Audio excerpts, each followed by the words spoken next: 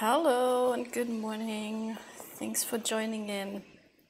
So now that December is over and there's no more advent of code, I thought I'd try something a little different. Mostly gonna look at typical interview questions, or maybe something a little harder than an interview question and how to solve that. And this problem here, I really like this. I think it's a little bit too hard for a 45-minute interview, because a 45-minute interview means 35 minutes of coding.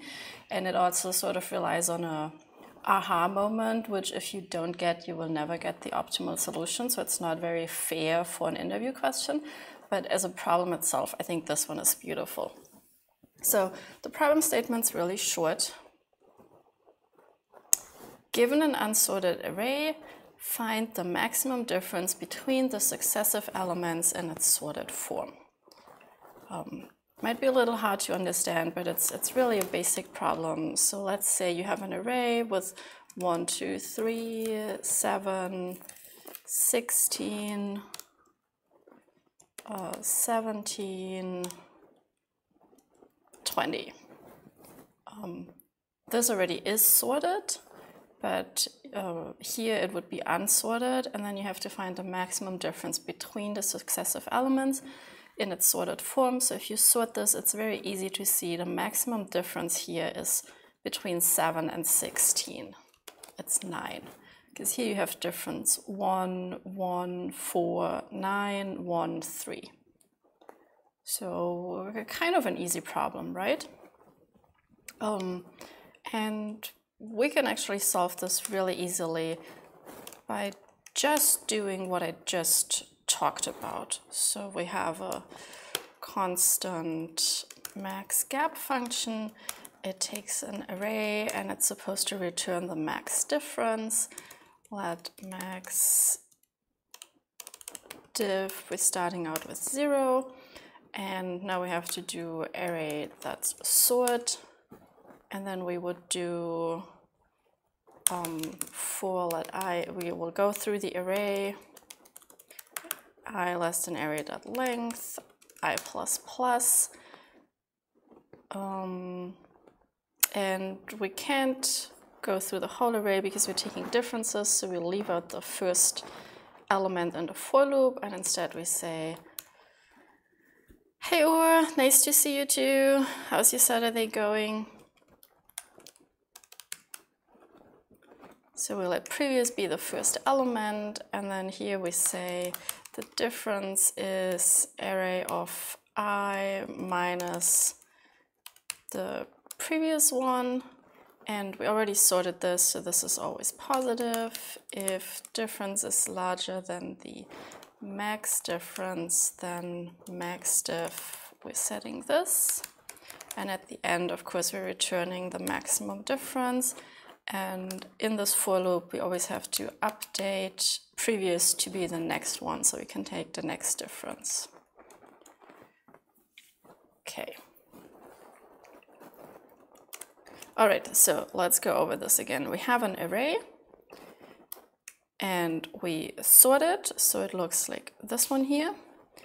And then we set a max difference to 0, and we set the previous element to array of 0. We can only do this if the array has at least one element. So if array.length is equal to 0, let's just say we have to return 0 in this case. Okay, so now that we've checked for this, we are sure that we always have a first element. Then we go through the rest of the array and we take the difference of the current I element minus the previous one, and if that difference is bigger than the max difference we found before, we set max diff, and we update previous array. Okay.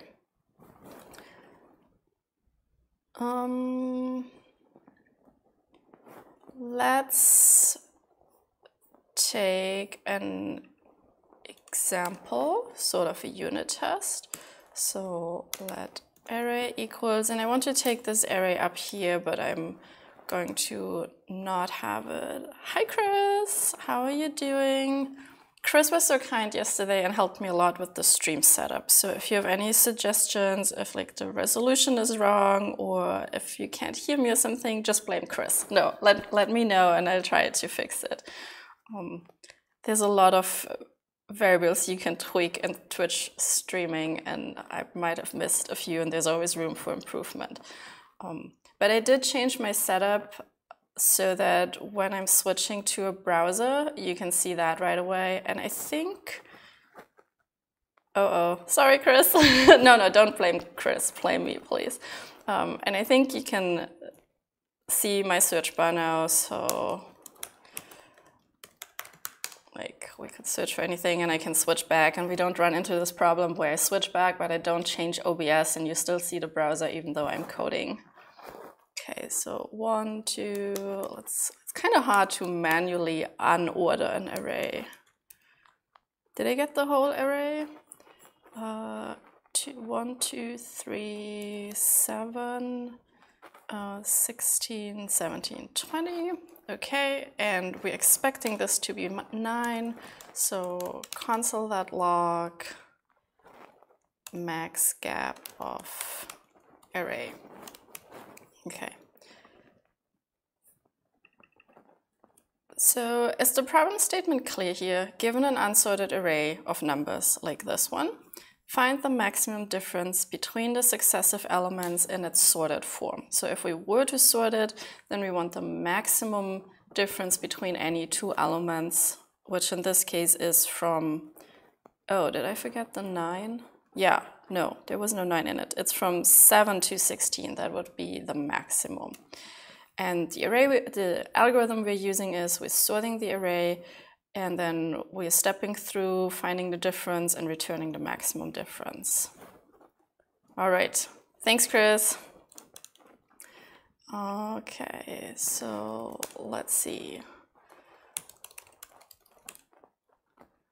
I should probably update my node, npm install, I think it's at, yeah, this.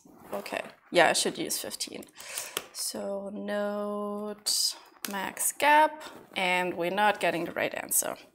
All right, how would we debug this now?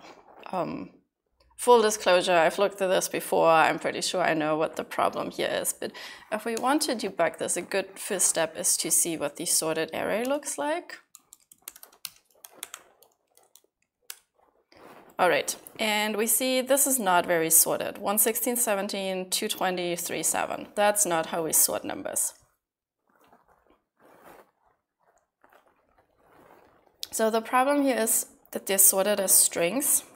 So first everything that starts with a 1, then everything that starts with a 2, and then 3 and 7. But of course we want 16 to come after 2, 3, and 7. And we can easily fix this. We just have to tell the sort function how to sort. So we want to sort every pair of two elements in there, every pair of A and B's in there, A minus B. Because, JavaScript. Why do I not get the preview for this? So if we say let temp equal an array and then do temp.sort, then we get the explanation here. So the comparison function, it doesn't explain it. But the idea is if the comparison function returns something smaller than 0, then you know they're already in the right order. And if it returns, no, then you know you have to flip them. And if it returns something bigger than 0, then you know that there are bigger ones already on the, hold on a second. So if A minus B is negative, that means A is bigger, A is smaller than B, then they are in the right order. If A minus B is positive, that means A is bigger than B, then they need to be flipped. So if we're sorting with this now, let's see if it's correctly sorted. Yes, that looks like you would want to sort numbers, and we get a 9 as an output. Okay, I don't really like this code here. So, but before we refactor, let's use a few more examples. So if max gap of, and let's just copy and paste this array here, of this here. If this is not equal to 9, throw new error. And the problem statement is very much not specified. I mean, they say, given an unsorted array, find the maximum difference between the successive elements. I'm going to say, given an unsorted array of numbers, just to be clear here. But they can be numbers. It doesn't say anything about positive, negative, a minimum, a maximum, being integers or whatever. So we should reflect that in our tests here. So what are some other good tests we could do? We could throw in some negative numbers. And we could put in a decimal and a negative number. All right, let's run that. And of course, it threw a bunch of errors because it's not correct. Because I always made them the assumption that they're equal to 9, but with different inputs, those are different. So in line 30, the sorted array is -20, -3, 1, 2, 7, 16, 17. So I believe the maximum distance should be 17 from -20 to -3. So this one should be 17. And then in line 33, we go from -16 to 1.1. That looks like it's the biggest distance, so we want 17.1. All right, that looks good. We don't need to log this line. I guess we don't really need this either.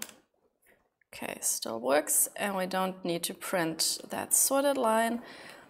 And I want to refactor these 3 lines here. I don't really like the if here. I think I want to say maximum difference is math.max of the previous max diff and the current diff. Just make sure, yep, still correct.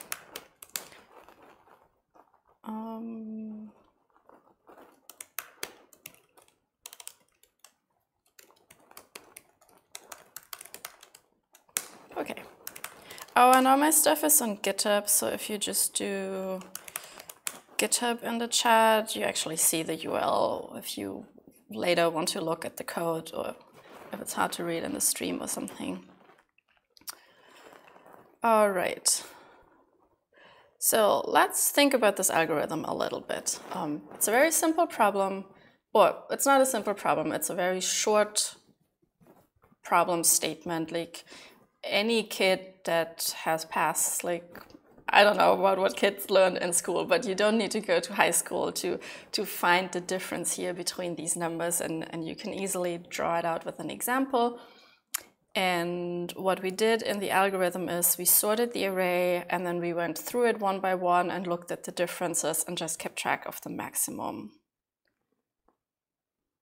Okay.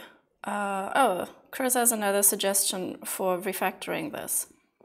So I like array I minus array I minus 1 more than keeping track of previous, very slightly more. Actually, that would look better because you never know what previous is. So let's just do that. So instead of setting previous, we do this, and we don't have to keep track of previous, which is nice because it's something that's easily forgotten. I minus 1. Let's just make sure it still works. Yes, we didn't get any errors thrown, so all the numbers still work. Oh, and I forgot, of course, one important test case. And that one might actually give us the wrong result. So what if we just have one number in here? So we just have one number. What should the difference be? I guess it should just be 0, right? Okay. Yeah, and it is 0 because if we just have one number, we set max diff to 0, and then we go through the loop here 0 times, so we don't have a single max diff. And we do have it in the code, but let's just write a test case if we have an empty array as input. Okay, yeah, then it's also 0. So Chris is suggesting I should just say as long as the length is less than 0 and not do all of this, which I guess is a lot cleaner to read than to say, oh, if it's less than 1 or equal to 0, we do this loop, but haha, surprise, we're never ever going into the loop because we're already at the end. So yeah, this looks nicer. Okay, do we like this algorithm? This is really short. So we're sorting with number sorting so that we get the right result. We cover our edge cases, and then we go through it and have all the diffs. Yeah, so we got rid of previous, and we added a few more test cases. All right. So, whenever we have such an algorithm, especially if it's an interview situation, of course what's really important is what is the complexity of this algorithm? Does it scale? You know, scaling is always big. This is not scaling to many computers. This is what if your array is really huge? Do you still get anywhere with this algorithm? So here we're doing a sorting algorithm. And one annotation here, so let n equal array.length. So whenever we talk about n as in November, that means how big is the array. And if we're sorting an array, we usually have a complexity that is n times logarithm of n, at least on average. So Node, the V8 compiler, is using Tim sort. That's a special version of a merge sort. It's more iterative than recursive, and it's in place, but it's basically like a merge sort. So you have this n log n complexity. So this has O n log n. This here is just one check, so it's constant, so we can ignore it. And then this part here, we're going through the array one by one, so it has linear complexity. Linear is n. We can just write this down. So linear means we're doing a complexity of n, because think about your math course. If you have a function that just has an n and no squares or fractions in it, then it's a linear function. And similarly, we have quadratic complexity that would be written as O of n squared. Okay. I'm gonna go, hi Montegeek, how's it going? I'll answer your question in a second. Let me just finish this. So we have n log n and we have n. And when you want the overall complexity of an algorithm, it's always dominated by the largest complexity. So we're already spending n log n time here, which is bigger than linear because log n is bigger than 1. So we can ignore this linear part because it's dominated by this one. So this max gap algorithm, the runtime complexity is n log n. And this means n multiplied by log n. Okay, which is not terrible. N log n is pretty good. But we'll look in a second how we can solve this problem here with linear complexity, which would be much better. Okay, so Montegeek, do you recommend using reduce and similar for those situations? And Chris says, I don't think so. This isn't really adduction. I think you could abuse reduce to do this, though. I kind of agree with Chris. So sometimes it looks really cool if you can use a lot of map and reduce and filter functions all chained together, and then you have a simple one-liner to solve something. But in my experience, unless it is an interview problem, you have to come back to your code a day later, a year later, 7 years later, and there's going to be a bug somewhere, and anything written as like a chain of reduces and maps is not debuggable. Like I usually need my 4 functions, so I could put in here a simple console log for every single step. And just like we did before when we had the wrong result because we didn't sort correctly, if you have it written like this, you can just put a console log in the next line and figure it out. Or if it's a real problem, you would step through with the debugger. You wouldn't put in console logs everywhere. But try stepping through with the debugger in a chain of reduces and so on. So I personally, to me, they're not helpful. They look cool, and sometimes it's fun to say, oh, could I write this as a one-liner by just using a bunch of map and reduce functions? But in the long run, I always hate it because I'm like, oh, I'm gonna break this down into for loops now so that I can debug it and see where my error is. Could we write it with reduce though, or some other functional way? So we're sorting here, and then once we sort it, I guess we could reduce it. Hi, Anarchy. How's it going? That's a cute emote. Raccoon. I looked that up at some point if we have raccoons in Germany, and it turns out somebody introduced a couple, like a male and female couple of raccoons some 80 years ago or something, and they started spreading. And there was also an outbreak in like a fur factory, which is kind of sad, but there was an outbreak in another part of the country. So there's these 2 points from which you now see raccoons spread. And now 60 or 80 years later, they're even seen in my hometown because they're covering a big chunk of Germany. So if anybody wonders what raccoons do in Germany.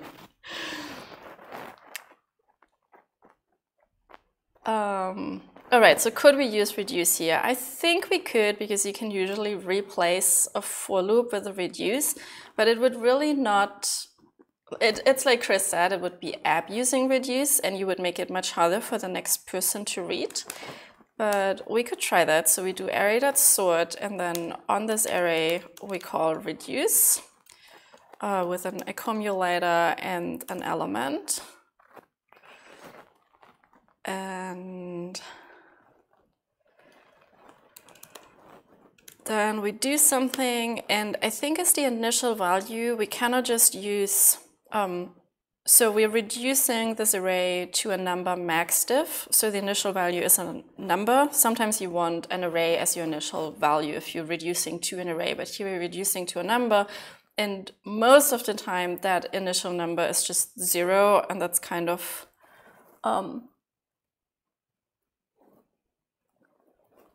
wait, who is Chris for red? I don't see everybody in the chat, I guess.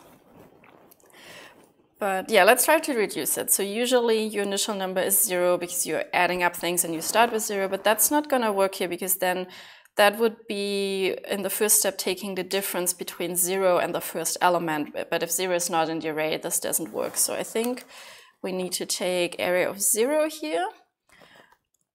And then we can work in this function. Oh, yes, I definitely need an index, I guess, here. Is the third element an index? So it's callback is previous value, current index, array. Yep, so the third one is the index. So we can use index here. And then we already have max diff, right? Yep. So let diff equal, and we are taking the element minus the array of the index minus 1. We're doing this part here. We're not setting, and then we're returning max. Is this right? Oh, the accumulator is our max diff. And so we're always returning max diff. This is a total abuse of reduce. So it's there's around 3 reasonable ways to implement this with reduce. Wait, I don't think any of them are reasonable. How else would you do it? So you reduce the array and the accumulator is the maximum difference, right? And then you could use either the index variable here or keep track of the previous one and keep updating that. So I'm using the index, which of course makes this look terrible. Yeah, so the initial value is the first one. So in the very first step, I'll be comparing. Oh, that's not even going to work because I'm doing index -1. So let's do let previous equal array of 0. Let's not use the array here. And then here minus previous and update previous to the element. So in the very first step, we'll just take the element minus itself, because at first element will be at index 0, so it will just be previous. And why is it not using this previous? Oh, this way. But if it's 0, then I would be taking the difference between the first element and 0, and if 0 is not in the array, I might be getting the wrong number. Like, what if your array is something like 5, 6, 7? Then the max difference is 1, but if we start with 0, we would be taking... Oh, you're right. Yeah, you're right. I thought, yep, okay. Yes, thank you.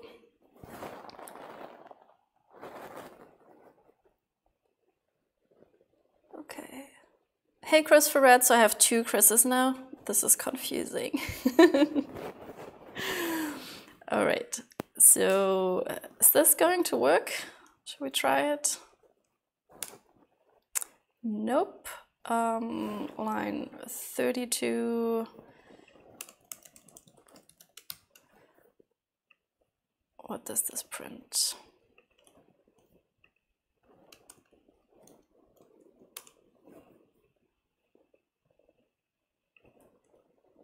It's printing 0. Okay, so somehow we always get 0 here. So max diff is 0, then the difference is the element minus the previous one, which is 0.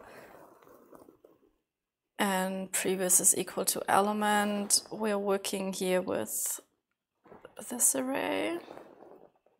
Oh, thank you. Yes. Okay, yeah. So we have to return whatever array reduced this, not this part down here. Okay, so now it's correct. So yes, you can totally abuse reduce instead of this for loop here. But I think this is not intuitive to reduce anything here, because when you find the maximum difference between all pairs, you're not really... It doesn't feel like a reduce to me. So if I came across this code and I'm like, oh, I'm reducing the array, this would be much harder to read for me than to be like, oh, we're linearly going through all the elements and we take area of I minus area of I minus 1. Yep. No, it's not disruptive at all. Like, that's why I'm programming on a stream. If I just would want to program for myself, like in the order of the things that I want to solve, then I wouldn't be streaming. Like, I want to see what questions people have. So yeah, usually you can write any for loop with a reduce, but it's not always better. This is definitely one of the cases where I would say it's not better. Okay, what did we change? Oh yeah, I added a few annotations here. Okay. All right, so we're back to the original algorithm, and we just decided the runtime complexity is n times log n, because this linear part here is overshadowed by the slower n log n part, so overall this algorithm is n log n. This is okay. N log n is just a little slower than linear, but it's not as slow as quadratic or exponential, which just wouldn't be good. But we can actually do better with this algorithm. We can get this down to linear time and linear space. And this is the part where I would say this is not suited for a whiteboard coding interview, because you sort of need to have some this is how I can solve it moment. And if you don't get to that in the 35-minute interview, then you would just, it wouldn't be good. So I would not ask this problem in an interview setup, but I think it's a really neat practice problem and it teaches you a lot. Should we talk about why sorting, how this logarithm comes in the complexity whenever we sort? Should we actually look at a merge sort or something, or should we just work on this linear solution now? I kind of want to give you some time to think about how to do this in a linear way, but then we could be waiting forever maybe. It's not trivial. It took me forever to figure it out, to be honest. Especially because it's so unspecified here, like the numbers could be anything. They could be decimal numbers, they can be negative numbers.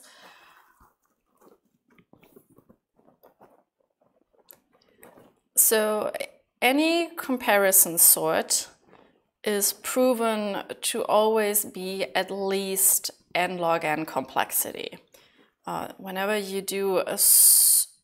sort something and you have some comparison function like this one here, then you cannot be faster than n log n. So that tells us if we have to solve this in linear time, we can't be sorting like this.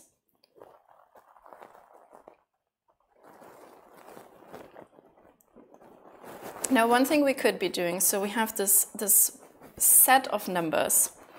We have something like this here.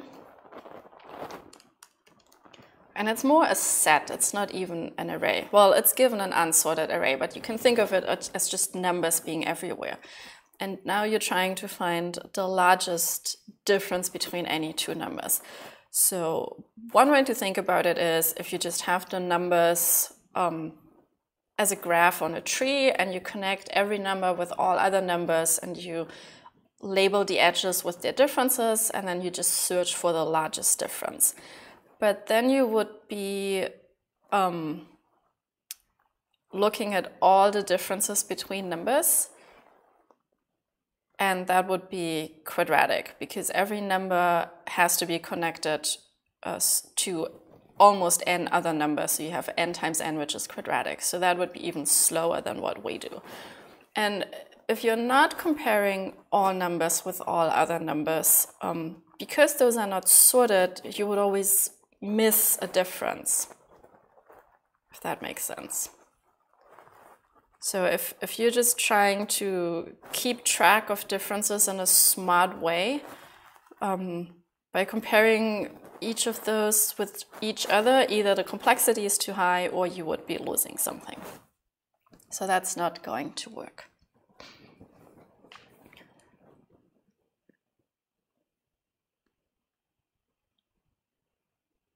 Okay. If you looked at sorting before, there's one kind of sorting that you can do in linear time. And I keep forgetting what it's called. Is it insertion sort?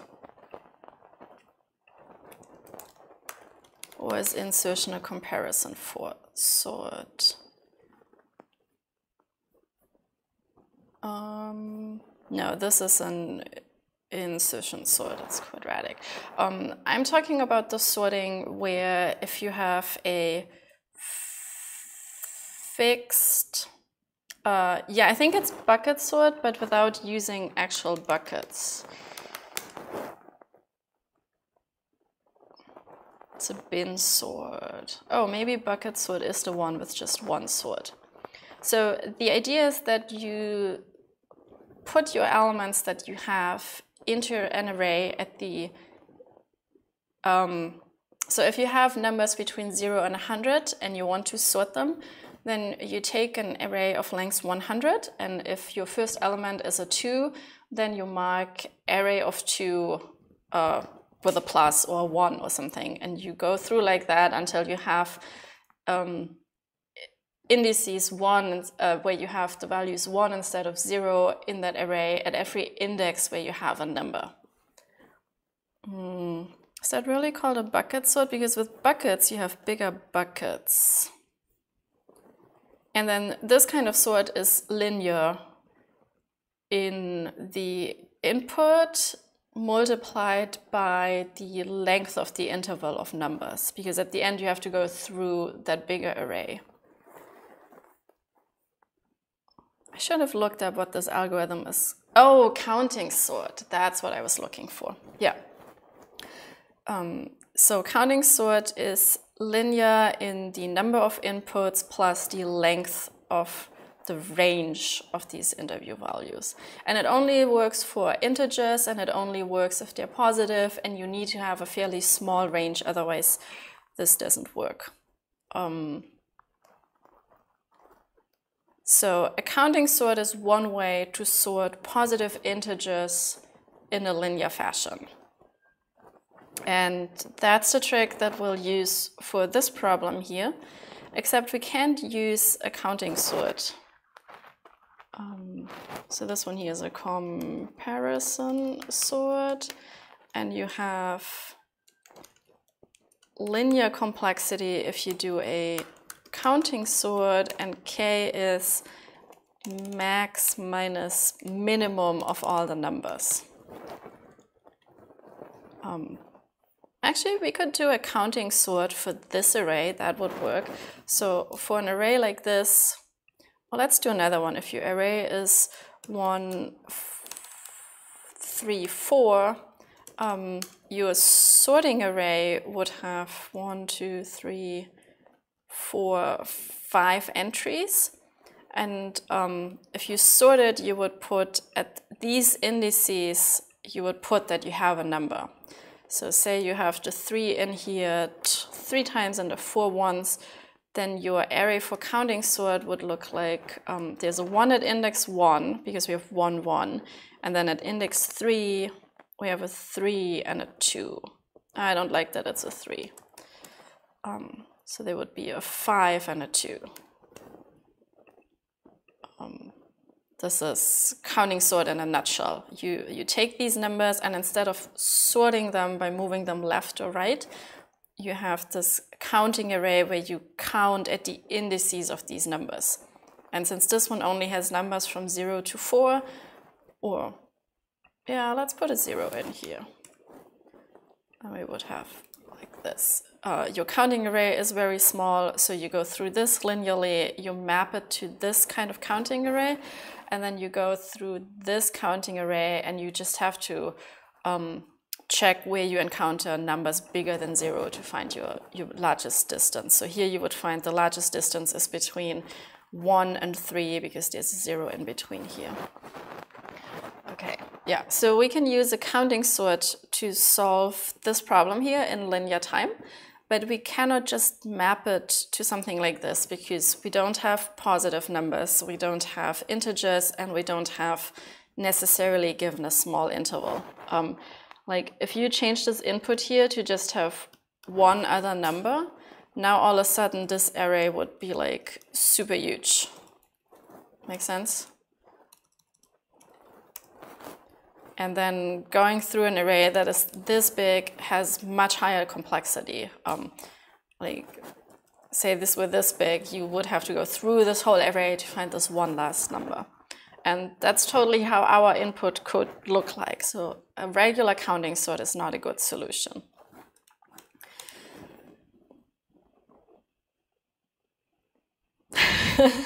Are you like, oh my gosh, mind blown, I can sort in linear time? Or are you like, oh my gosh, this one number completely messed up the counting sort?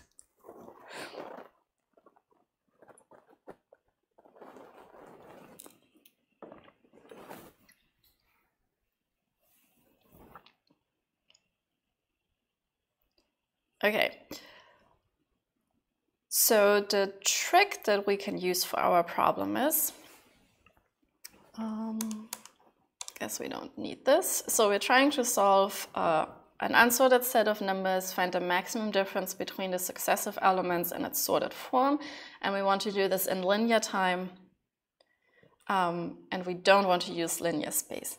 I know, counting sort is so cool, and it's so different from all these comparison sorts. Like you look at merge sort and quick sort and selection sort and insertion sort, and then you're like, oh, instead of like comparing and moving them left and right, like I think quicksort has a really nice Wikipedia animation.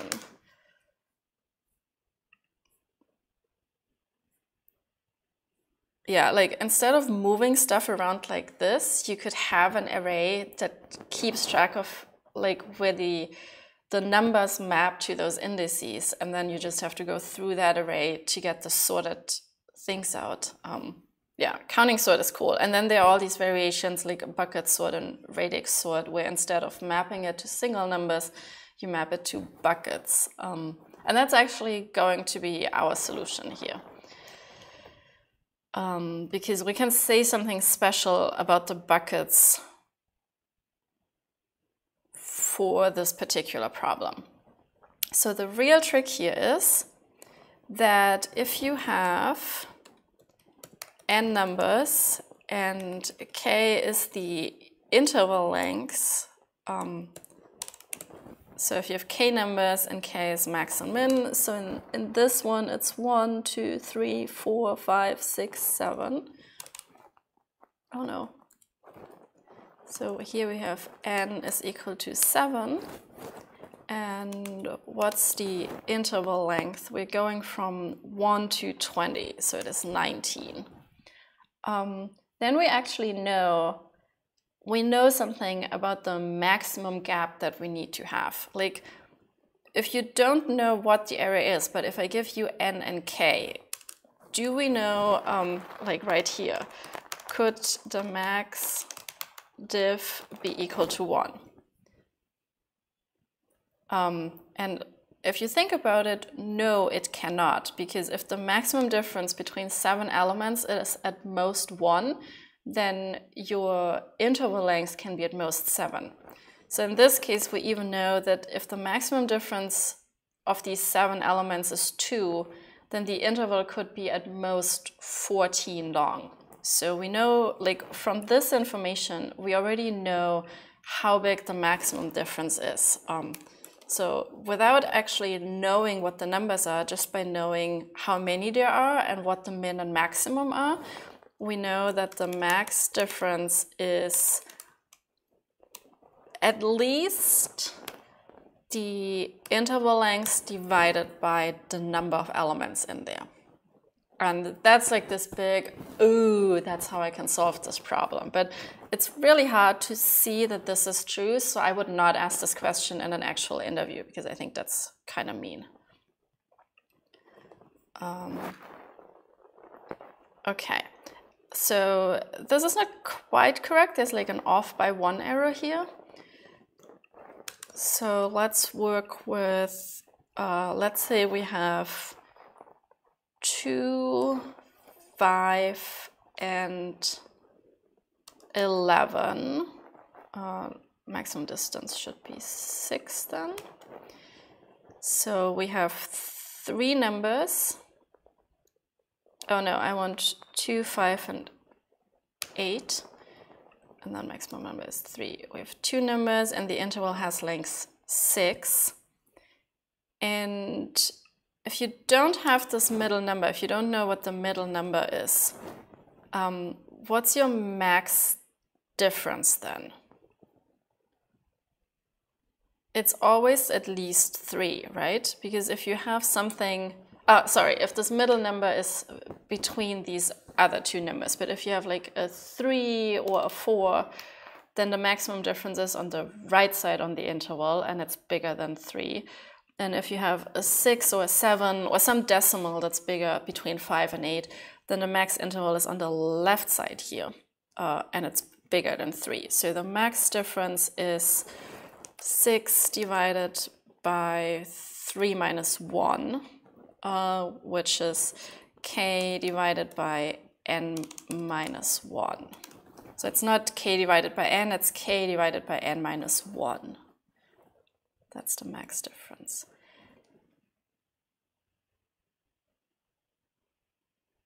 And if we have 3 numbers, then we have n minus 1 intervals, right? There's 1, 2 here. All right, so let's see how we can use this information that the max difference is at least this big with a counting sort or some variation which is more like a bucket sort to solve this problem here in linear time and only use linear space and not infinite space. Okay, so we can call this one here max gap n log n, and we will work now in max gap linear complexity. So we can never do a sort because as soon as we sort, we'd have n log n and it would be slower than linear. All right, and we still want to return a max difference here. So what we want to do is we linearly go through the array. I is 0, I is less than array that length, I increases, and we need some array that is the list of our buckets. Or I guess it's, yeah, this is where we will store the numbers that we found. And just so that I don't have to type a length all the time, I do const n equals array.length, just to make everything a little shorter. And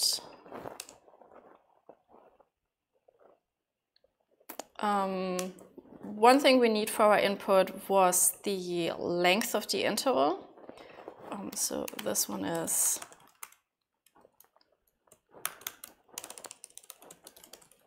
interval of all numbers.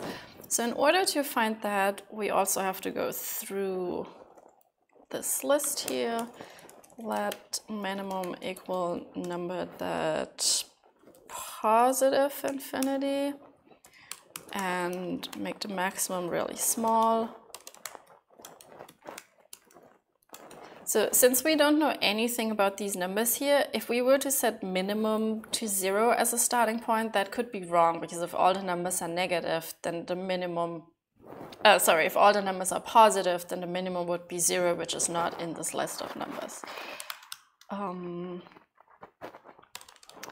So minimum is math.min of array of I and the previous minimum, and maximum is math.max of array of I and the previous maximum. And I want to keep those in the same, min, max, min, max. And so then we have min, max, why do I keep it length of interval? This is just a range of all the numbers. That's the word I want. So the range is maximum minus the minimum.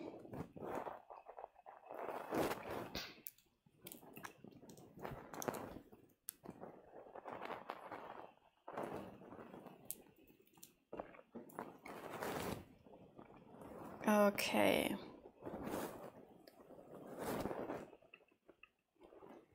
And so now that we have a range, let's just call it range.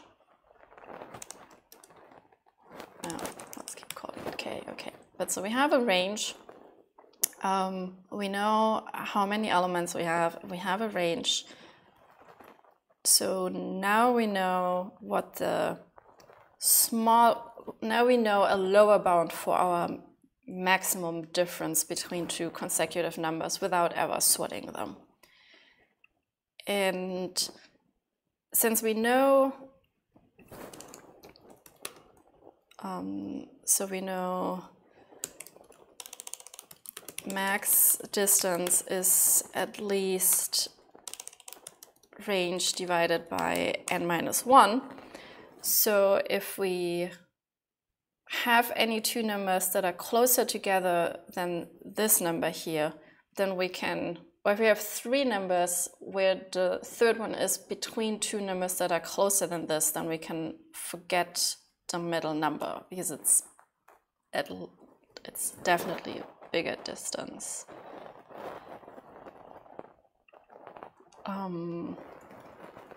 let lower bound equal to this.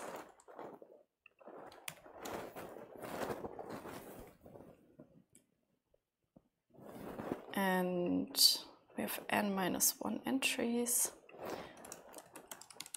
I know, do we want? No, I think we want the real number here. Okay, and so what I want to do is I want to map every element in the array in this array of intervals where every interval has length lower bound. So I take the index is going to be array of I divided by lower bound. And since it's an index, we need to take math floor.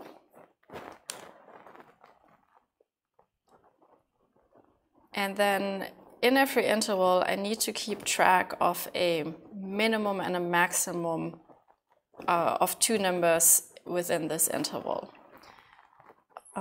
So if intervals of index, if that hasn't been set yet, then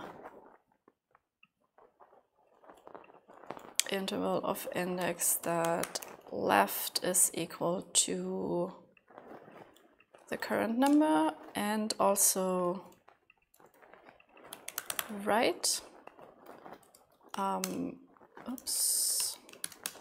Otherwise, we already have something in this interval, and now we need to check if this new number we have, if it's replacing one of the left and right border, or if we can just ignore it. So if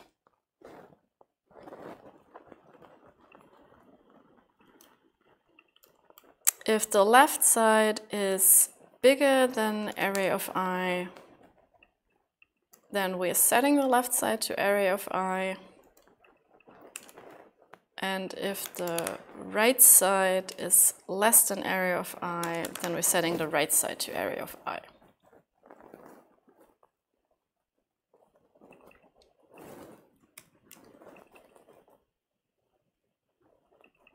So we're putting those in these indices.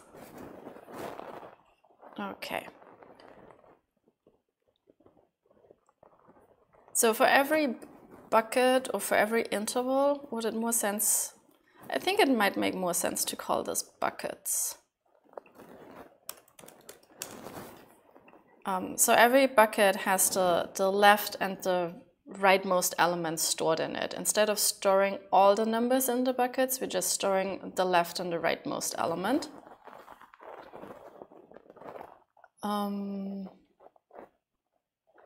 Okay, so now that we have this, we have to go through the buckets.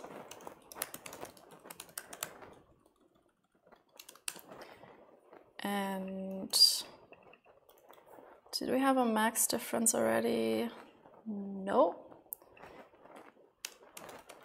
So the maximum difference, we're starting with 0.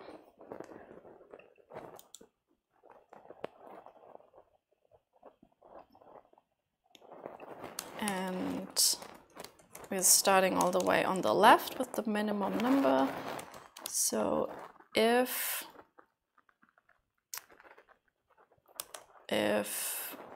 buckets of I, so if we have anything in this bucket, because it might be that it was empty, if we don't have buckets of I, we continue. So now we know we have a bucket that has a left and a right. And if buckets of I, if the left minus the minimum, if that is larger than the biggest difference we had so far, then we set max diff to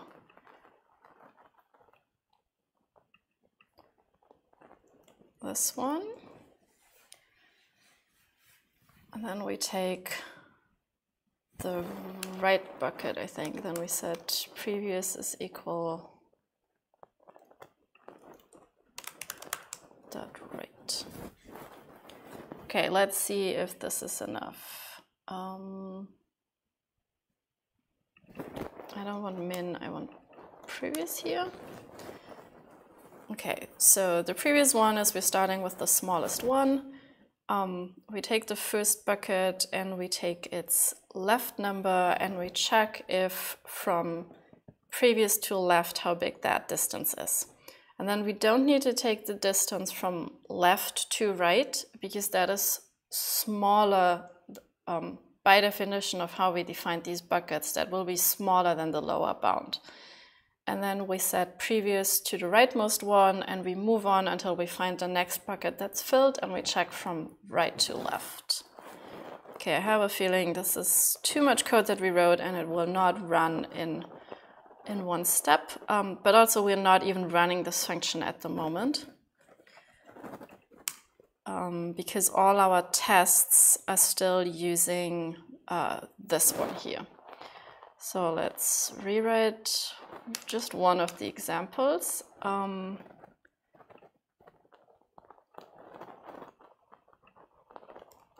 So we want max gap of 264 to be the same as the previous algorithm that we wrote. All right, that did not work well. Okay, cannot set property left of undefined in line 38. Okay, so here we go through the buckets, and if we don't have them, of course, we first have to create an object here, and then of this object we can set left and right. Okay, that was an easy fix. Throw new error. Yeah, that is probably when we are actually running it, 78. Oh, why did that not work? Isn't the maximum gap between 2, 6, and 8 is 4. Never mind. All right. Oh, this actually ran through it. Before we do anything, let's commit this just in case. Okay, so we definitely need to run more tests, and what I want to test is that this one is equal to this one. So I'm just going to write a test function, const test, and it takes an array, and it should say exactly that one here. If the old algorithm applied to this array is not the same as the result of the new algorithm, it should throw a new error, and console log the array. Should we also print the min and the two different results? I guess we should. Console.log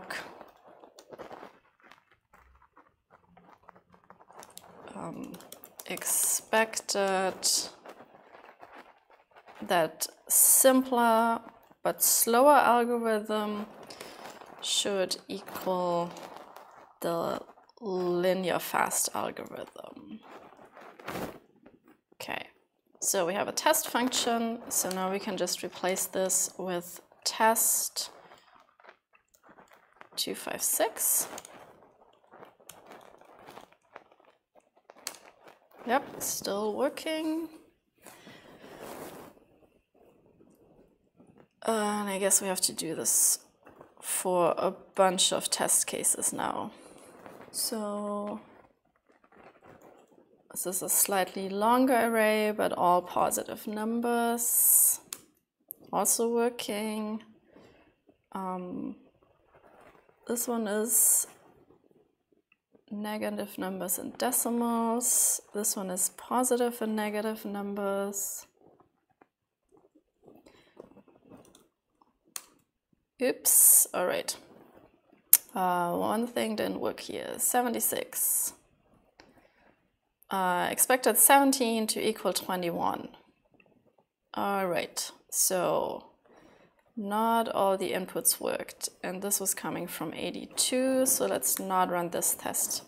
So as soon as we threw in negative numbers here, it didn't work anymore. How did we get to 21? And also, oh, because from minus 20, I'm going only to minus 3, which is 17. I'm not going straight to this 1, which would give me a 21. Okay, so somehow for this input, our algorithm doesn't quite work yet. So let's figure out what's wrong there. Maybe let's see if we can reproduce with a smaller one.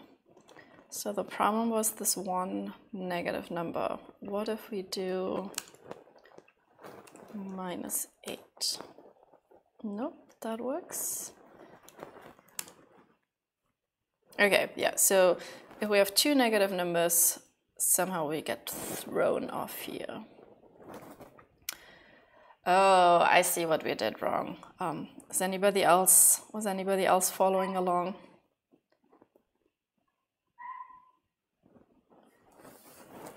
So I was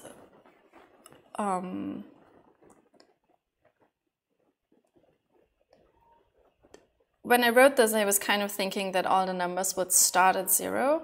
So the index for the interval, I was just taking the previous number and dividing it by the lower bound, and that would tell me, oh, it's in the second bucket. No, it doesn't need an absolute value, Montegig. Like the index is always, oh, yeah, it's even negative here. Yeah, but if we would just throw an absolute value around this, then it wouldn't be the right bucket. Instead, we need to scale this up by whatever the minimum was. So I think if we take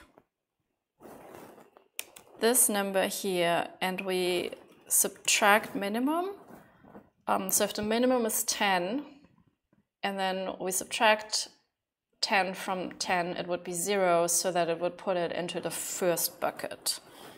And if the minimum is negative, like say the minimum was minus 10, then we would be adding plus 10 to everything, so you'd never have a negative index. Yes, and now it works. Okay, so that was a pretty simple fix. Wanted to get rid of this one line here. Yeah, let's just get rid of this blank line. Fix intervals that don't start at 0. It's not interval. Fix ranges that don't. Fix when range doesn't start at 0. How's that? Yes, Montegig, that's totally a trade-off. So Montegig is saying new algorithm consumes more memory. It definitely is. Let me just run a few more tests just to make sure that it's actually correct. But I guess the only tests that we have left are those with no input and one input. Okay, cool. Yes, so there's definitely a trade-off between time complexity and space complexity, and that's often the case in real-world problems. In interview questions, sometimes there's a better solution that's faster and doesn't take more memory, but a lot of times in real world, you already have an optimal solution for memory, and if you need to make it faster, you have to sacrifice more memory, or if you want to consume less memory, it ends up being a little bit slower. But let's look at what the space complexity is here. So in our n log n algorithm, the one that was very straightforward but also a little slower, we're sorting the array, and this is an in-place kind of merge sort. So this is not taking any more memory. We're not really storing much here. We just keep a total of the max diff. So this has constant space. We're not using any more than this initial array here. But in this faster algorithm, we have this array of buckets here.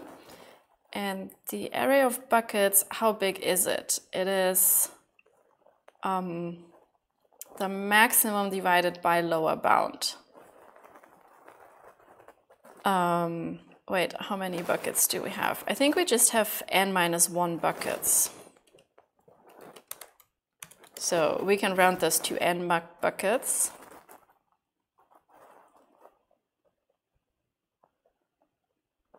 Oh, okay. No, Chris. Nope, this is very much linear time complexity. This is not n log n, because we're not sorting inside the buckets, but we can talk about this in a second.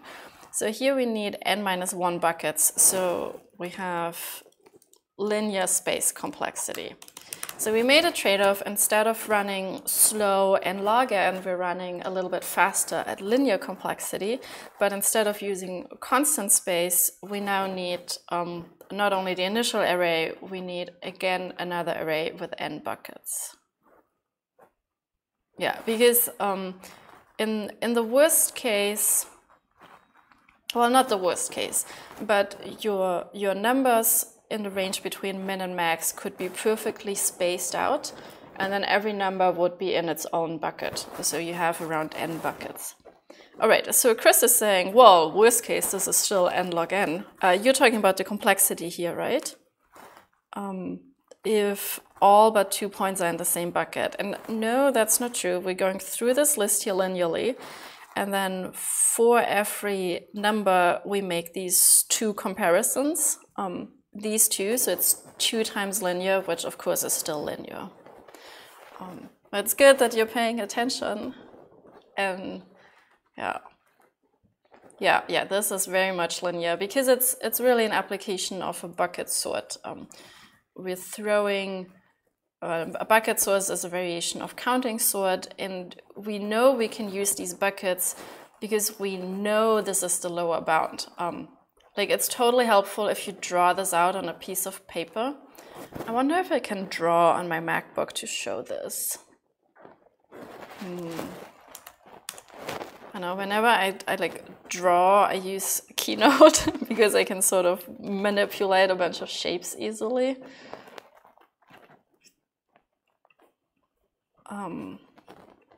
So if we're drawing here, the first thing we need is a line. So if this is your interval, and you have a minimum and you have a maximum, so minimum's on the left, and maximum is at the right-hand side here. And now you have all these little numbers.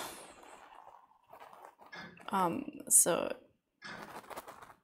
here's a minimum, and here's a maximum number.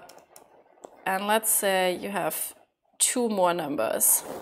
Then it doesn't matter how you space them. Like, your maximum will always be 1/3 of this area. Does that make sense? So if we take this one, your maximum will always be at least like this long.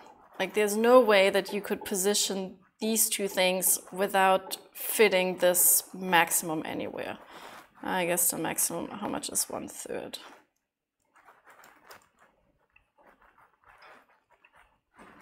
I don't know. Maybe my visualization skills are not really great in PowerPoint. I guess this is Keynote. Yeah, so something like this green line, this one here, that would be your lower bound for max difference.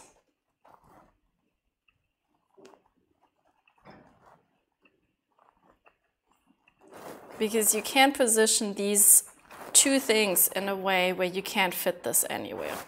Like, if you position them like closely together on the left, then you can fit this anywhere on the right, so your maximum is still bigger.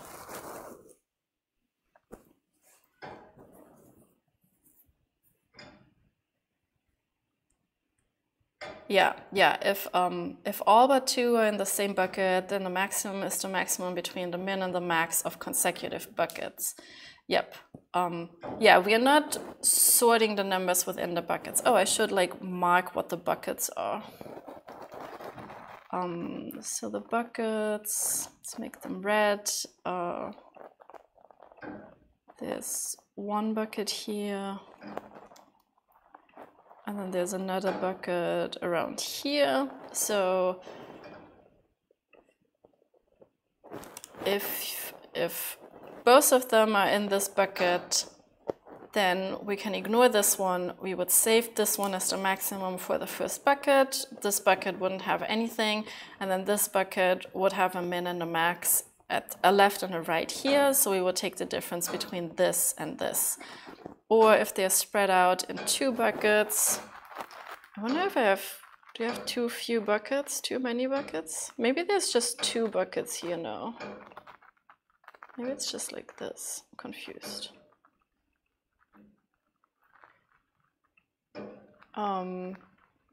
If they're like,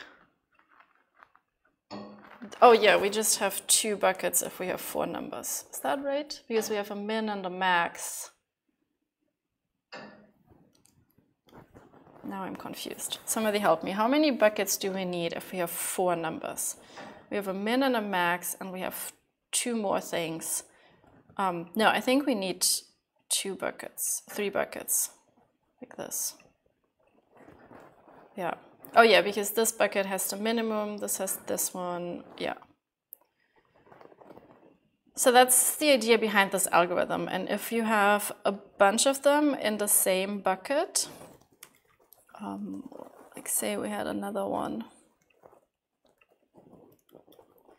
and say they were all in this middle bucket, instead of storing all 3 numbers, or all like 5, 6, 7 numbers, you would only store this one here and this one here, and like forget about the other ones, because you know nothing can, you don't need to compare, you don't need these inner ones for the maximum distance, because they're too short, too close to something else to be interesting for the max difference.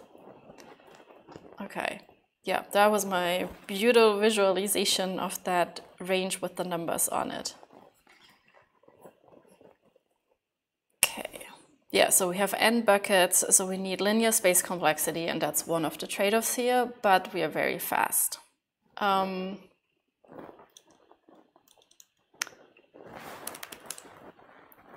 We added a few more tests. All right. So I keep telling you, oh, this max gap is much, much faster because it's linear time complexity than this like simple array sort algorithm because it has n log n complexity. And if you look at these 2 algorithms, this one is a quick sort and then one for loop, whereas this one here is one for loop, another for loop, a bunch of comparisons, and a for loop. So is this really faster, or is all this linear time versus n log n time completely made up? Since we have a computer, we can easily test this. I wonder if I need more samples. But let's test for the time complexity. So we already have a test function to make sure something is correct. Const random input. I'm making a function that is taking the number of elements.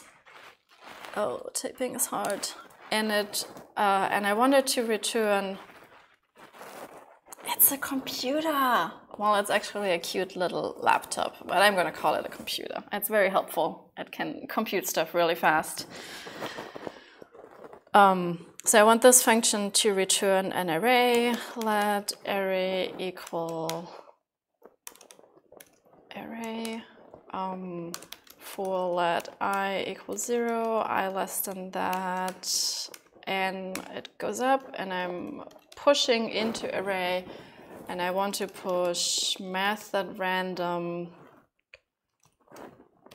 multiplied. So I want really big numbers. No, maybe not. Maybe just 10,000.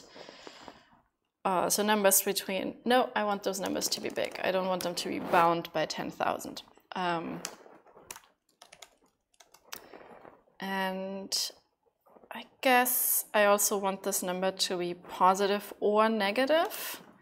How do we do positive or negative numbers randomly? So we do maths.random bigger than 0.5, then we want 1, otherwise we want -1.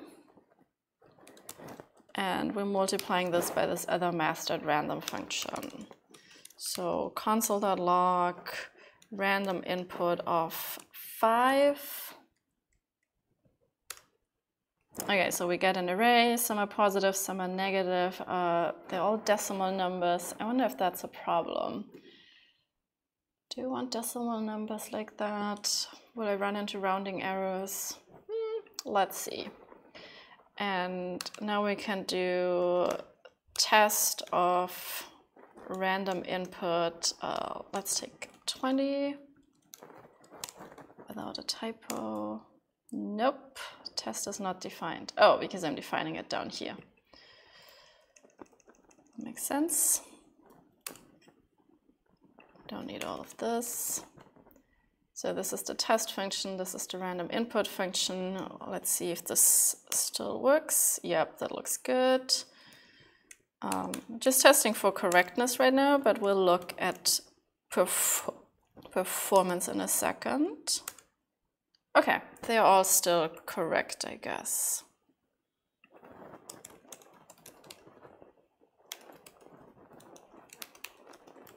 Is it really giving me a big array? Oh yeah, that's a lot of things. Okay. Okay, Cbro, you are saying random times n divided by n over 2. What does this give me? Oh, so that I'm not always starting at 0? I'm not sure why I should change the random function.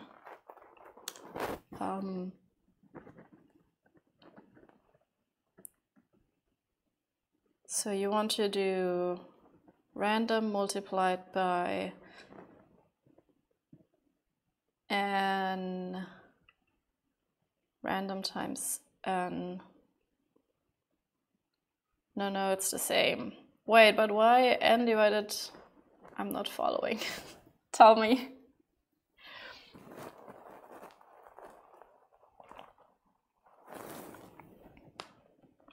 I don't know, I feel like it would be good to not always start here at 0.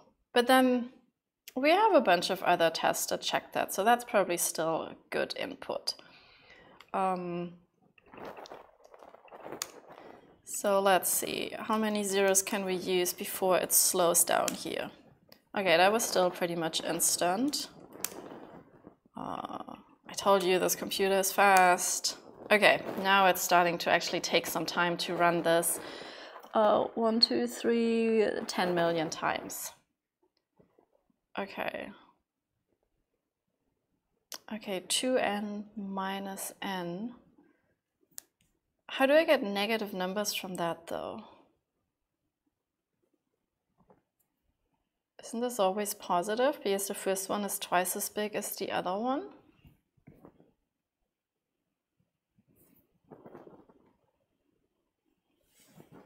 Okay, all right, but so this one is where we're actually seeing a time difference, and we need to run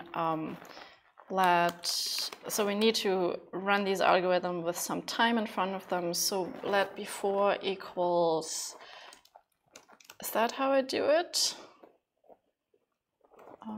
Node, yes, so that gives me a timestamp, and then we want to run the max gap n log n. Let array equal this fixed random input, and then I'm running both algorithms on this array. Let after equal date.now, and then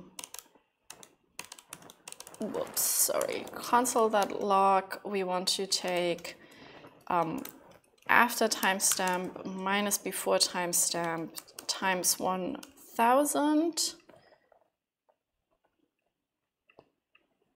And of course, this is in a console log using template literals. N log n takes this many seconds. Let's copy and paste this for the linear max gap on the same array. It's taking,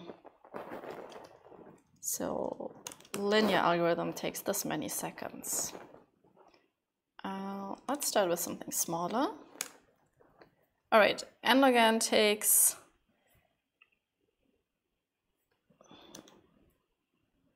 did I misunderstand milliseconds? Because that's still way too many seconds. I did not just wait 80,000 seconds. After minus before.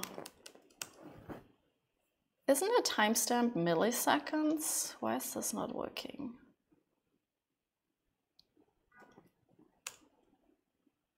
Oh, okay, never mind. Yep, if it's milliseconds and I want to go to seconds, of course I'm not multiplying. Yeah, thanks my kid. Also welcome, how's your Saturday going? All right.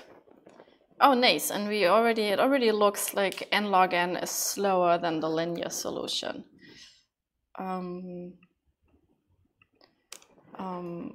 Let const perf test, so I'm putting this code above into a function.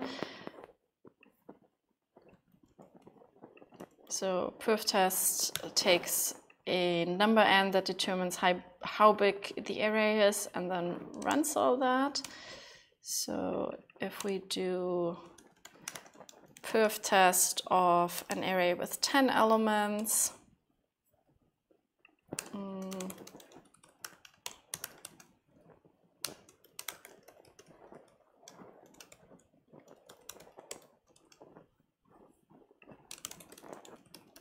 let's just make this really nice so that we can actually understand the output.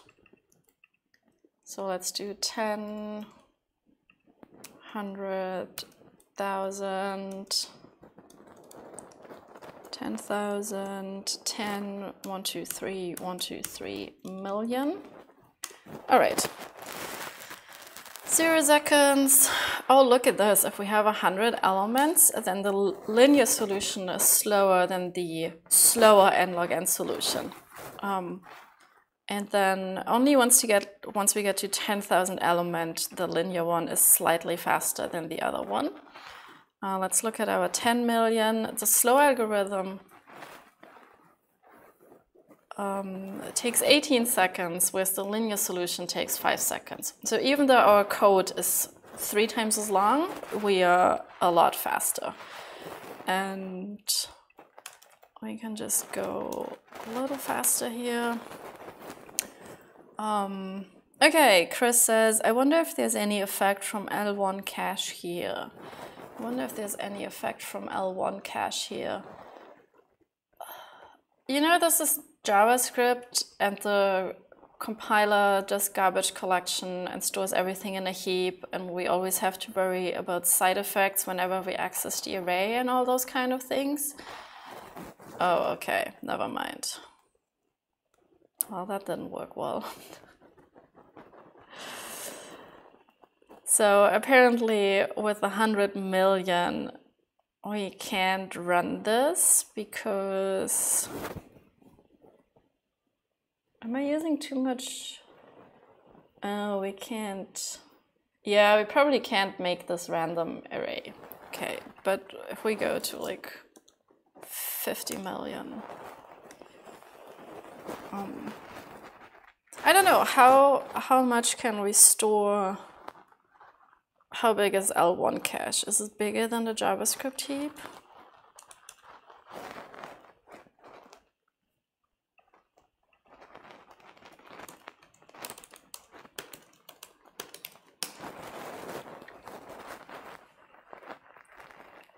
32,000 bytes. What's the heap size on Node? So 1 gigabyte. Okay, yeah, so Node can have 1 gigabyte. That's the memory limit. Yeah, but I guess our array could be up to 1 gigabyte. No, then why did we run out of memory?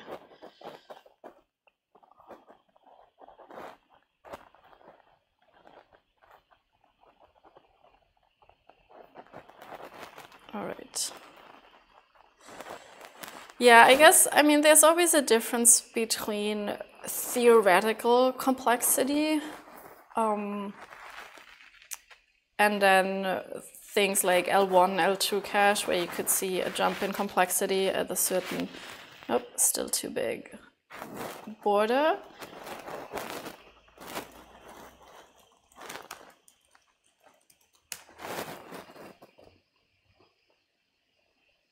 Maximum size of an array. Oh, maybe my numbers that I'm putting in are too big. Because I'm not putting in 4 billion elements. What if we put in smaller things? So here we are multiplying those by n. What if we just do 100,000? Because I'm not in the billions yet, I'm at 50 million. Yeah, but with this problem you see really nicely that the code is much longer, and actually for small arrays doing multiple for loops, because we do 3 for loops at least, is actually slower than just doing n log n sort and 1 for loop. Like even with 1,000 elements, you see that doing 3 times linear is slower than n log n and 1 linear. But then once you get to 10,000 elements, the linear is actually faster than the n log n.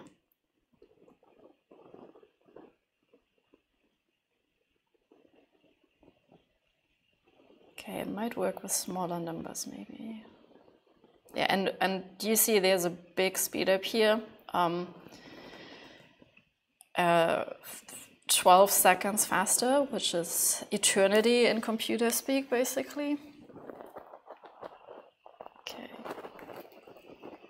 This might have been a mistake. This might have been way too slow, because this n log n, so this is not going to take 5 times as long as those 20 seconds.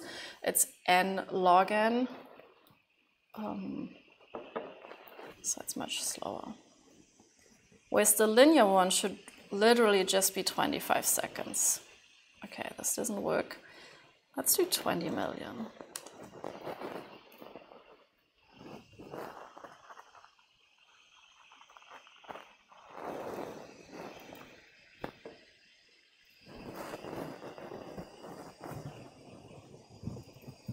Okay, 18 seconds is long, but I want to see if it's actually going from 5 to 10 seconds in a very linear fashion, and where these 17 seconds end up. Please don't break again.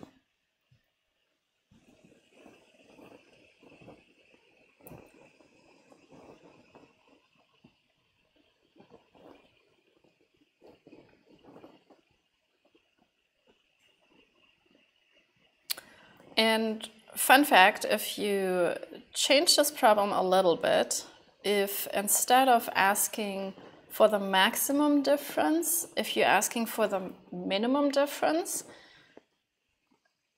then you cannot use this approach at all. And I don't remember, I think you can even prove that there is no better solution than n log n. Because with the minimum one, you don't have an upper bound for your minimum difference or anything. And if you put everything into buckets, you might have the case where all of them fall into the same bucket, or you would have to have so many buckets that your space complexity goes off the roof. Oh, this is surprising. So, how much is this? 10 million takes 5 seconds. And 20 million does not take 10 seconds, it takes 25 seconds. That is really strange. That is super strange. So something must have happened here that slows this down immensely. But we could do, instead of 10 million, we can try 5 million and see whether that's half of it. That's my perf test. Okay, but that was really confusing that it's not just twice as many. Yeah, maybe that like we're hitting a threshold, so some kind of swapping is happening, or maybe it has to do with the JavaScript compiler, that it does something different for a certain size. That's always a factor here. But at least you still see that the linear one was still faster than the n log n, but not by as much as I expected.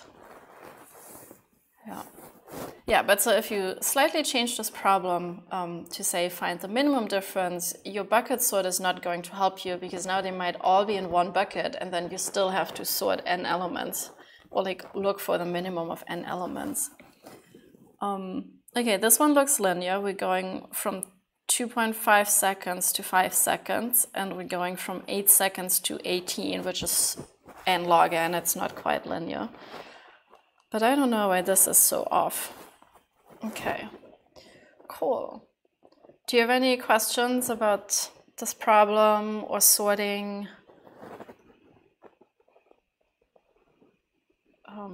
So one thing we didn't do at all in the stream, which if you do go for an interview, you definitely should do, is at the very beginning when you're given the problem, you should ask a few questions and make sure you understand it. So for a problem like this, you would say, are those all numbers? Are they all positive? Do they have a min and a maximum? Yeah, and then you would start out with a few examples, but we actually did that. I wrote down a few of them and we're like, oh, this would be the difference here. All right, so there's something happening. I wonder if you write it in C++ or some other language that doesn't have a VM, if it would be a straight linear time here.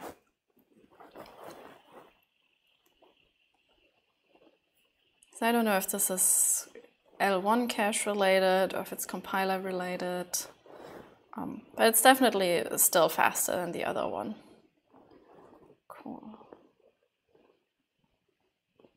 Anarchy, yes, I do sometimes, but I do not give them this problem because I think it's a very gotcha kind of problem where you have to see that little trick that the lower bound, that you have a lower bound for the maximum difference. But all the problems we use in the interviews, they're very similar to the ones you find on LeetCode and HackerRank and cracking the coding interview. And understanding runtime complexity is definitely a big thing in those interviews. And then also being able to implement them, to implement the algorithm, yeah.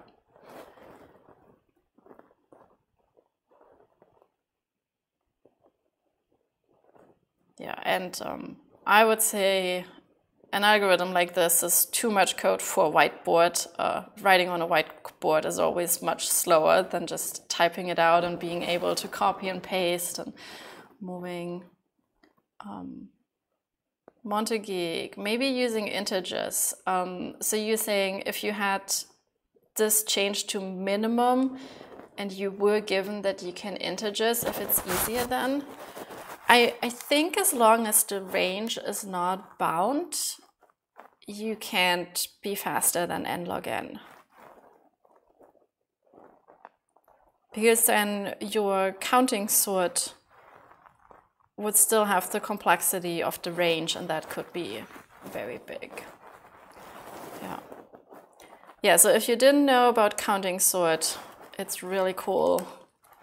It's this like, whoa, it's so different from any comparison sort, but it's also so obvious and intuitive once you do it. Definitely something I recommend looking into. It's a fun thing that actually works. Where's Wikipedia? Like, oh, I guess they have videos that show it nicely. Might be better than my annotations.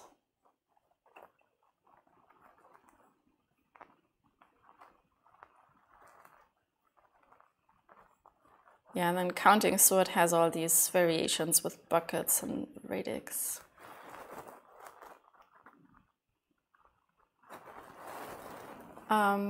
If they're integers, then you'd have n buckets. Hey, Syrian X, are we talking about the original problem, or are we talking about that one that doesn't have a linear solution? Are we still talking about the maximum difference? So you always need n buckets, even if they're integers, because they could be spaced out quite a bit. Like you could have, if your elements are 0, 10, 20, 30, 40, up to 100, so you have 10 numbers, then you'd have exactly 10 buckets, or maybe 9 because of that left and right bound. But if you're looking for the minimum difference, okay, yeah, so if you think about this problem, but you want to find a minimum difference, and they're all integers, yeah, let's just work with this array where you have 0, 10, 20, 30, 40, 50, and so on.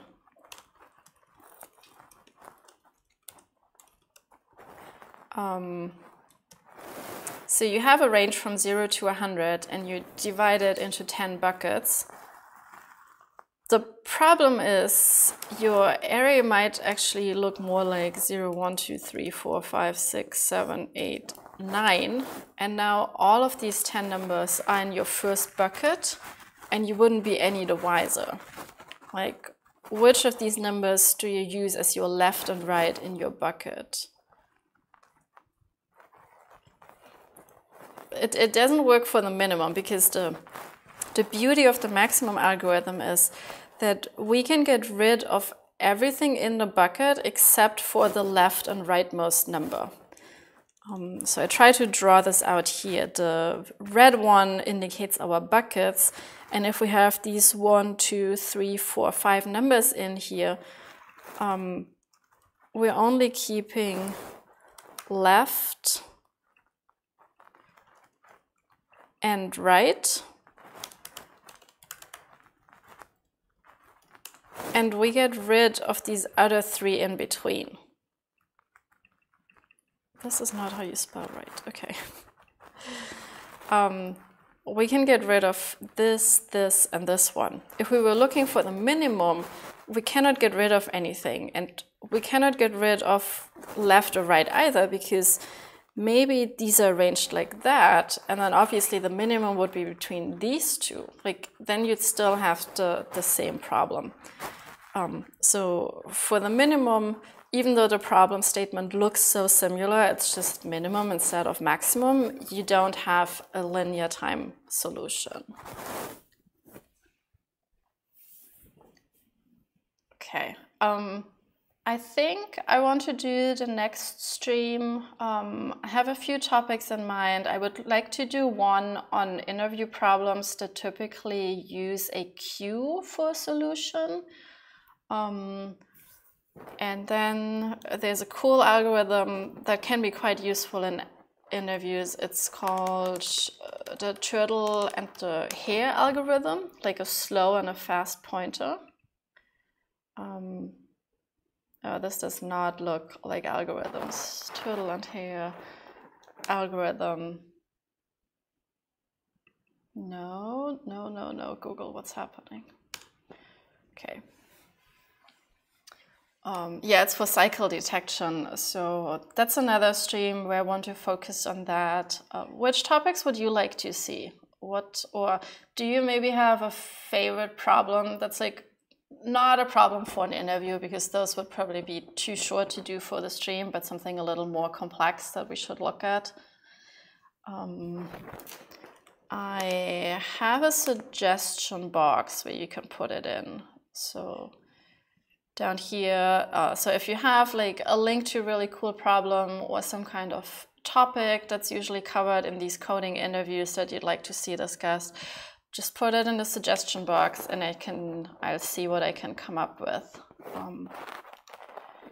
Or Twitter. Twitter is always good. Yeah, so I think it's a really cool problem. The problem statement is very easy to understand. There's a very straightforward solution when you first sort your algorithm. And then there's this beautiful variation of a counting sort if you get the hint that you have a lower bound for the max index. Like, I really like this one. Problem statement is short and simple. The actual solution, like coming up with this, I could not have done this in an hour and 30 minutes. It took me longer to figure that out. So yeah, I hope you enjoyed that. I think that's all I want to do for today.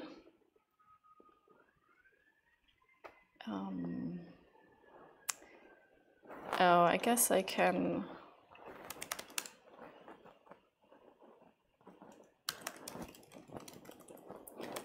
add performance tests. Yeah, we can push this to GitHub. If you want to see any of the code, it's right here on GitHub. Posted it in the chat. All right, thanks everybody. I'm traveling next Saturday. And I'm also traveling the Saturday after that. I might be moving to Sunday or maybe skip the streams. Right now, I don't have them on my calendar. If I do one on Sunday, I'll put it in the countdown as well. All right. Oh, NodeConf Argentina. Thanks, Next. That was such a wonderful conference. You were a really great audience. It was lovely there. I hope I can go back. Like, Buenos Aires was really beautiful. I need to up my Spanish a little bit to get around better, but definitely want to come back for some steak and really good bread. Yeah, this is definitely more of a math problem, but it does have quite a bit of programming. Well, I mean, I guess it's all very basic programming. It's a bunch of for loops. Okay, yeah, I would say it's not, you could totally do this on a piece of paper. It doesn't involve any higher programming concepts. That is true. Yeah, actually this is not it. Yeah, I guess this is very simple. The only thing that's sort of programmy is that we put in this array objects that have left and right here, or you put pairs of numbers into an array of buckets.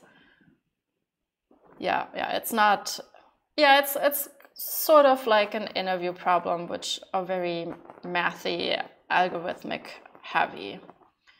Okay, all right, thanks everybody, have a great weekend, and I see you in 3 weeks maybe. Bye-bye.